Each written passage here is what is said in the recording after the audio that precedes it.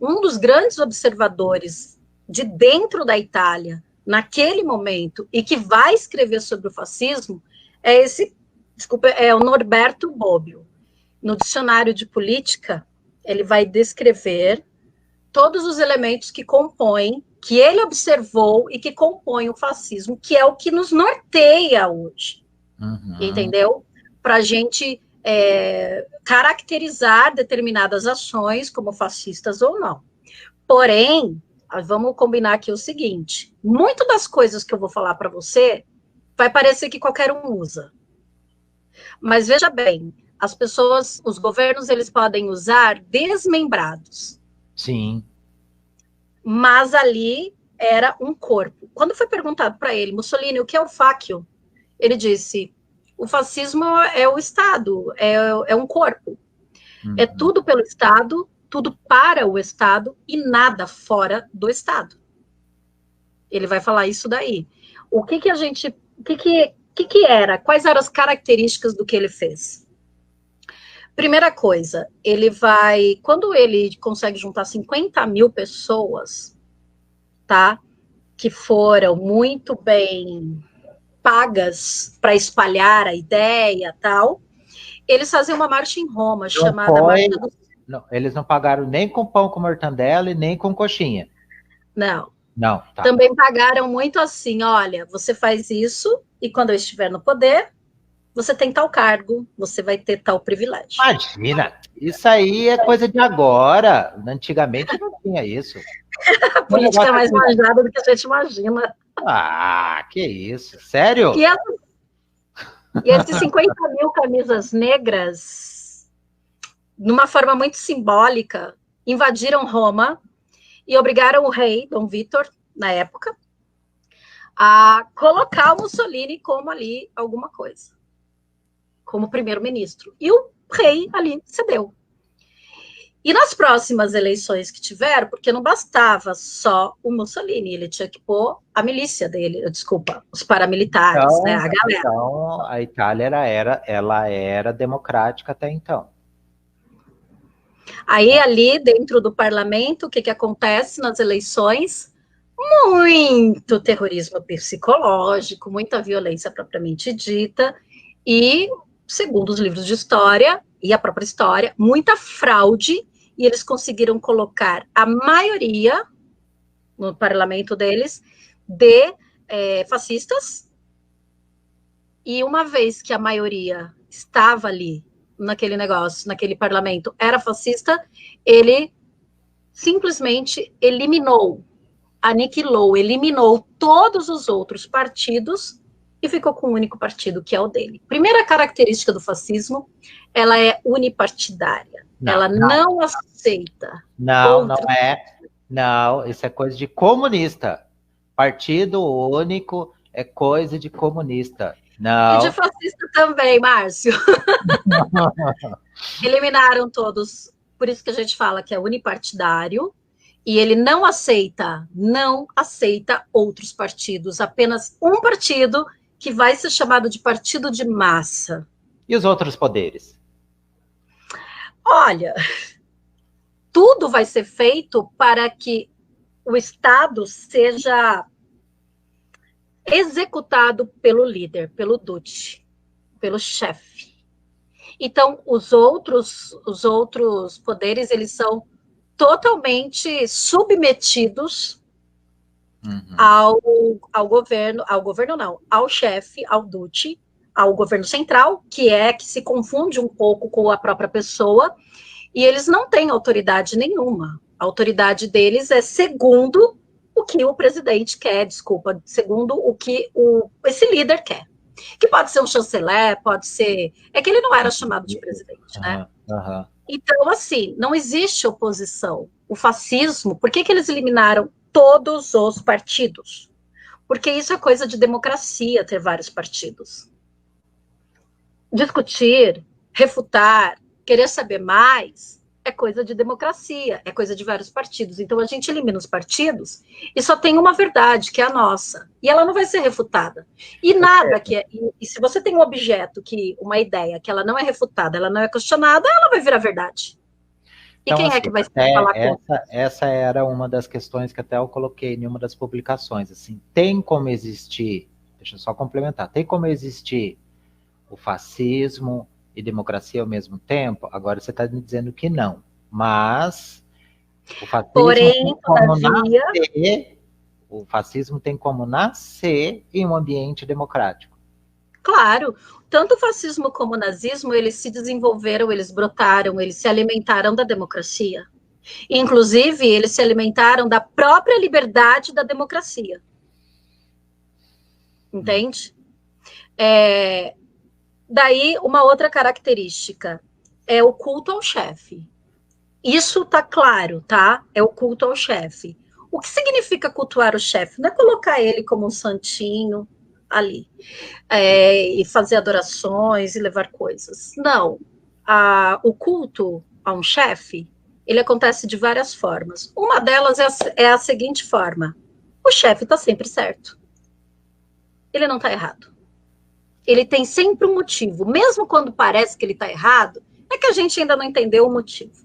A gente não Não, alcançou a inteligência dele, né? não, não. Ele sabe muito mais do que nós.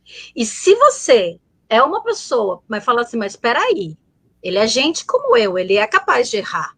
Não, temos aqui um inimigo. Temos alguém aqui que não está colaborando, porque outra característica do fascismo é que todo mundo tem que fazer tudo o que o seu mestre mandar, tudo que o chefe mandar, porque a ideia é que o Estado, a nação é um corpo, a cabeça é o chefe, Então, todos os outros membros têm que fazer aquilo ali. ou seja, quem, sei lá que nome que tinha na época, se era ministro, se era o secretário, o que era, não sei, aqueles que fizerem o que o chefe mandar, Fica. são mais queridos, ficam. Aqueles que não fizerem, tchau. Ou tchau. Não é só tchau, é inimigo. A ideia de inimigo é o seguinte: se você não concorda comigo, se você não está comigo, você está semigo, você é inimigo. Tá contra mim, né? Se você não está comigo, você está contra mim. Não é uma característica é a polaridade, né? Bipolar. De um lado está uma força e da outra a inimiga. A força inimiga. E aí o contraditório, né, não existe. Só existe uma verdade, e é a verdade do chefe. Entende? Uma outra coisa que o fascismo fez rapidissimamente foi eliminar a imprensa. A imprensa fecha a imprensa, e a imprensa que vai funcionar é a imprensa do presidente, do chefe. Chefiada, manipulada por todos os agentes desse Estado fascista. Então você vai ter, eu não vou nem falar que vai ter repressão, vai ter a eliminação mesmo. Chega lá, fecha e pronto. Fechou e pronto. A imprensa é a imprensa estatal. Muito embora a alta burguesia, ela se dá bem, né? Porque os donos do jornal, eu não vou falar contra ele. Não é uma questão aqui, é uma questão de eu receber dinheiro, de eu continuar funcionando e ser protegido. Só que não é? assim, então, mas para fazer isso, então, você tem que ter um poderio militar. Sim, o fato é que eles não tinham necessariamente o exército ao lado deles. Eles tinham um grupo paramilitar. Uma vez que ele se torna o chanceler, o chefe, as Forças Armadas estão à sua disposição. Aliás, ele vai ter à sua disposição as Forças Armadas, não é à disposição dele, mas como todo chefe, né, do Estado, trabalha para a nação também. O que a gente precisa entender é que uma das características mais marcantes do fascismo, o próprio Mussolini falou, tudo pelo Estado, tudo para o Estado, e não existe nada fora do Estado. Mas o que é esse Estado? Esse Estado é toda a nossa força, é toda a nossa história, é toda a nossa cultura, é toda a nossa vontade, são todos os nossos desejos de formar uma grande nação. Uma grande nação livre e imperialista. Mas você acha que isso... Agora é uma pergunta psicológica para uma historiadora. Tem Mas duas... tem duas características que eu tenho que falar depois, tá? Tá. Mas você acha que, assim, um povo, não sei quantos habitantes tinha na Itália na época, mas milhões de pessoas vão engolir isso a ponto de, por exemplo, cada cidadão se tornar uma espécie de agente do Estado? Porque, assim, que nem você falou, ou você está a favor ou você está contra. Ou seja, provavelmente existia uma parcela da população, eu não sei que tamanho, que começou a observar as outras pessoas e falou, meu, aquele cara Está estranho. não é a favor. Você acha? Sim, Uma isso pessoa... ficou por conta dos camisas negras, Márcio. Eles faziam, porque outra característica do fascismo italiano deste período foi essa perseguição nas entrelinhas. A perseguição de você é inimigo, você não acredita, ó, vou quebrar à noite o seu bar, vou fazer aqui um manifesto contra você, ninguém compra, como é que chama isso? Boicote, entendeu? Os imigrantes, principalmente os negros, os albaneses e os ciganos, que estão ali bastante na Itália, eles vão sofrer dois tipos de pressão. Ou você nega toda a sua identidade, porque a sua identidade, para estar aqui, você vai ter que assumir a nossa identidade, ou você está fora. Que é o mesmo caso, quase o mesmo caso, né, também dos nazistas, dos judeus. Então havia uma violência, havia uma violência simbólica, havia a violência da perseguição, havia a violência dos pequenos atos terroristas, tá? As demissões, você tá num cargo aqui, você vai caindo, entendeu? Surras, sequestros relâmpagos. Essa característica que eu quero dizer é agir por meio do terror. Ou seja, isso vai fazer da violência. que parcela da população que não conseguisse, sei lá, se disfarçar por causa de alguma característica física ou alguma história, ela ia sendo jogada para um gueto, para um... Você vai sendo abandonado por esse Estado até a hora que vai ser legitimado te eliminar. Tá? A ideia também... A outra coisa que eu queria dizer para você é o seguinte. O fascismo italiano e o nazista, ele trabalha com a seguinte solução. Não existe inimigo. Não existe. Eles vão ser aniquilados. Bater de frente com aquele que está fora do Estado. É aniquilação mesmo. Eu gosto de falar para os meus alunos, para eles procurarem o que é aniquilar. Tá? Essa é a ideia. E uma outra coisa. Agora a gente chegou na parte polêmica. Eles são absolutamente, profundamente contra comunistas e socialistas. Absolutamente. Dizer, como muitas pessoas e blogueiros, influencers aí disseram, que o fascismo ou o nazismo é de esquerda é uma aberração histórica, compreensível, dado ao momento de polarização que nós estamos passando ainda, mas eu acho que está um pouquinho mais amenizado, e não é só no Brasil, mas é no mundo, tá?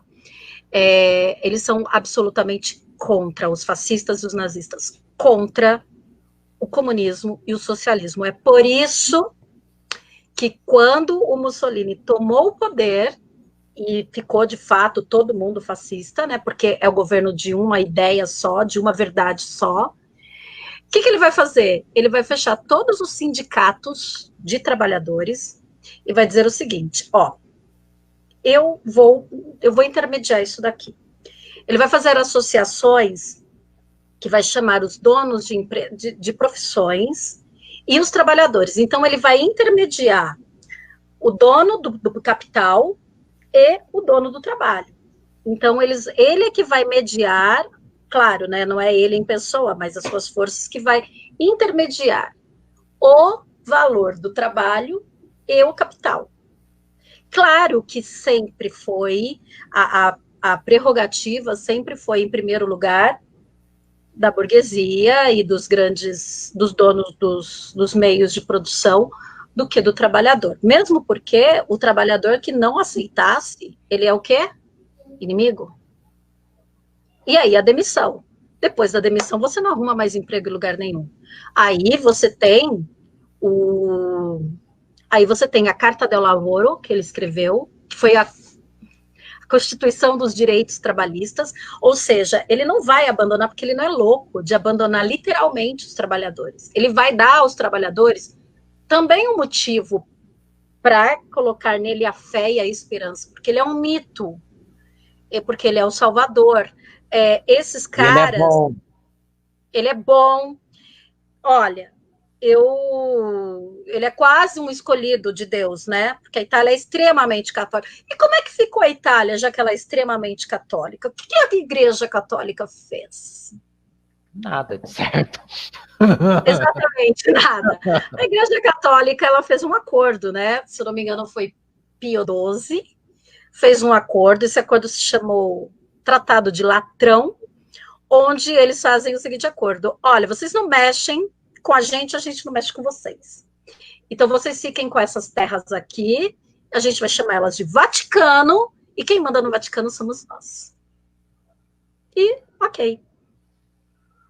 Entendi. Mesmo porque até o padre que não estivesse no Vaticano e fosse considerado inimigo, ele também poderia morrer. Aí é todo mundo. Então, todas essas características, elas e outras mais, né, tem umas muito partidárias assim, mas elas são todas características que fizeram parte desse bolo fascista italiano. Agora, você pode ir para o fascismo espanhol, que é o franquismo, você vai ter uma espinha dorsal, mas você vai ter outros elementos, até por conta do contexto histórico da Espanha. Portugal, da mesma forma, e o Japão, entre outros países. Esse é um período, Márcio, que Getúlio Vargas, ele é o presidente do Brasil. E Getúlio Vargas, ele se inspira muito no querido Mussolini. Ele se inspira, sabe? A forma a virilidade, o culto ao chefe, as mudanças na educação. Só que o Brasil não pode ser chamado de fascista, porque oficialmente ele não foi fascista. Ele foi, assim, um governo de construção. Você tem ali um período constitucional, depois de Vargas, de 30 a 32, de provisório, de 32 a 34 sai a Constituição, ele é eleito até 38, quando vem o golpe do Estado Novo. Aí ele vai se transformar num ditador, num autoritário nesse momento. Só que é o seguinte...